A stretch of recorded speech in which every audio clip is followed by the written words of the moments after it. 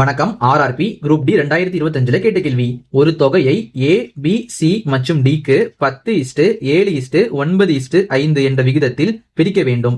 C என்பவர் B ஐ விட 334 அதிகம் பெற்றால் A என்பவர் எவ்வளவு பெறுவார்னு கேட்டிருக்காங்க. இது நமக்கு ரொம்ப எளிமையான கேள்வி. இப்ப நமக்கு ஒரு தொகை இருக்குது. அந்த தொகையை பாத்தீங்கன்னா A, B, C, Dன்னு 4 பேருக்கு 10:7:9:5 என்ற விதத்துல பிரிக்கணுமா.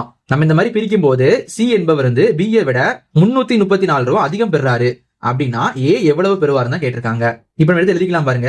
ABCDன்னு ABCD அவங்க ரேஷியோ எல்லாம் பாத்தீங்கன்னா 10:7:9:5 இருக்குது. நமக்கு ஏங்கிறது 10 பங்கு பெறாரு, பிங்கிறவர் 7 பங்கு பெறாரு, சிங்கிறவர் 9 பங்கு பெறாரு, டிங்கிறவர் 5 பங்கு பெறாரு.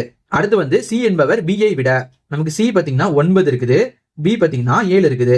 நமக்கு 7 விட பாத்தீங்கன்னா 9 வந்து 2 அதிகமா இருக்குதா. அப்போ சி பாத்தீங்கன்னா B விட வந்து 2 பங்கு அதிகமா பெறாரு. இந்த 2 பங்கோட தொகை பாத்தீங்கன்னா இந்த 334 ரூபா.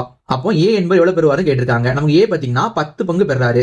இந்த 334 பாத்தீங்கன்னா நமக்கு 2 பங்கு. நமக்கு தேவையானது ஏயோட 10 பங்கு தான். நமக்கு தேவையானது என்ன பண்ணிக்கணும், நம்ம இந்த மாதிரி மேல எழுதிக்கணும், பெருக்கல் 10ன்னு. இப்ப ரெண்டையும் கட் பண்ணலாம் பாருங்க. O 2 2, I 2 10. இப்ப நம்ம ரெண்டையும் பெருக்க வேண்டியதான்.